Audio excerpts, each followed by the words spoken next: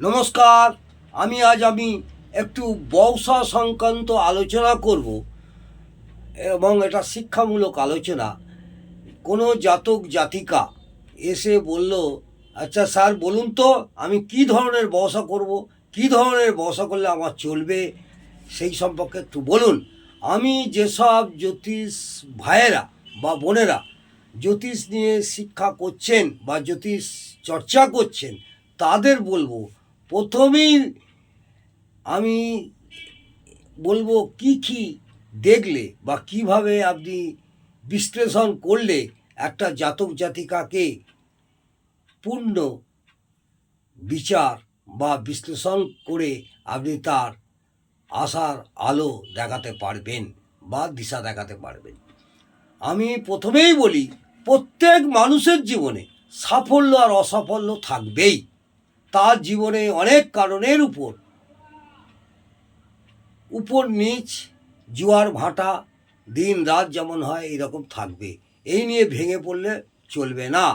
জ্যোতিষশাস্ত্রে এমন একটি বিদ্যে যার দ্বারা আমরা জানতে পারি যে মানুষের জীবনে কি আর কখন কি কি হতে পারে।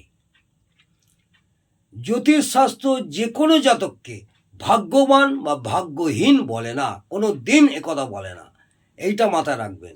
কিন্তু ভাগ্যবান জাতকের ভাগ্য বৃদ্ধি করতে সাহায্য করে এবং ভাগ্যহীন হয় তার ভাগ্য কিছু ভালো করতেও সাহায্য করে। জ্যোতিষশাস্ত্র তার গ্রহের অবস্থান করে তার ভাগ্য কিছুটা ভালো করতেও সাহায্য করে, এটা সবসময় মাথা রাখবেন।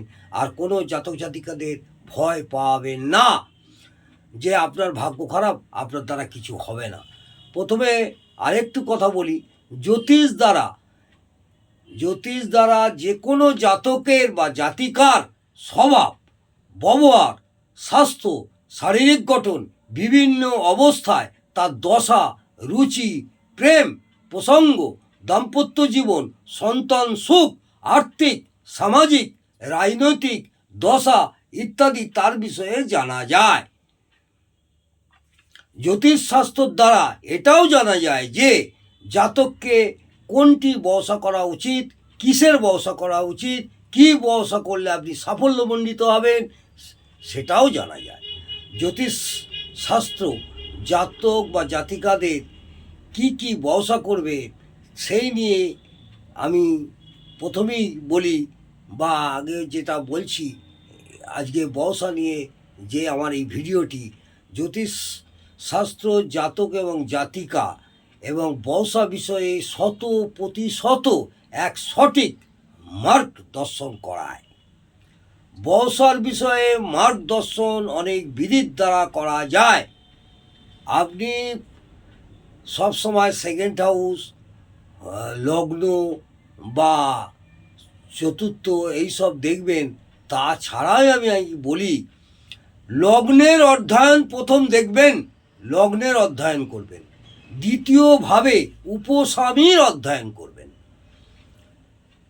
দশম ভাবের অধ্যয়ন ইত্যাদি দেখে তবে একটা জাতক জাতিকাদের কী ধরনের ব্যবসা করবে, ব্যবসা করলে ভালো হবে কি চাকরি করলে ভালো হবে, সেই সম্পর্কে অবশ্যই নিশ্চিতভাবে বলা যায়।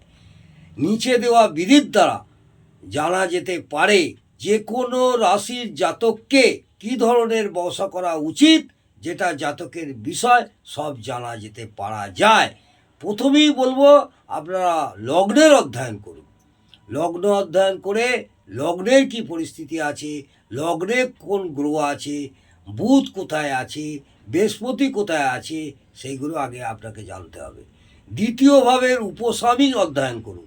দ্বিতীয় ঘরের উপস্বামী আপনার ভালো না পাপ পীড়িত, না আপনার ব্যবসায় বাধা দিচ্ছে,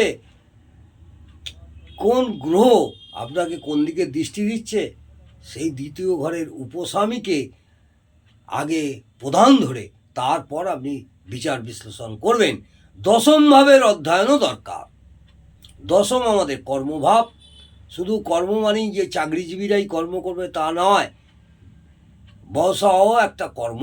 সেই কর্ম থেকে আপনি কীভাবে আপনার ব্যবসা উন্নতি হবে, কোন ব্যবসা করে কি হবে, দশম ভাব থেকেই আপনার ব্যবসায় নাম যশ হবে কি না, দশম ভাব থেকে আমরা বিচার করব।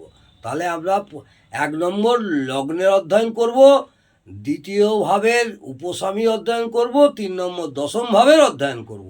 করার পর আমি একটা জাতক জাতিকাকে সঠিক বিশ্লেষণ করতে পারবো আপনি কি ধরনের ব্যবসা করবেন এবং কি ব্যবসা করলে আপনি উন্নতি করবেন।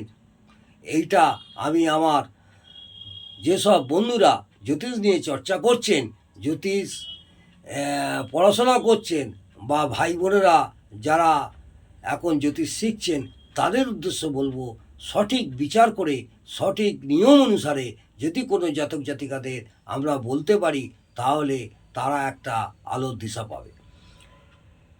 আমি এইটুকুনি বলবো, কাউকে ভয় দেখাবেন না যে তোমার ভাগ্য খারাপ, ভাগ্যহীন, এইভাবে ভয় ভীতি না করে তাকে আশার আলো দেখাবার জন্যে যতটা পারেন সহযোগিতা করবেন।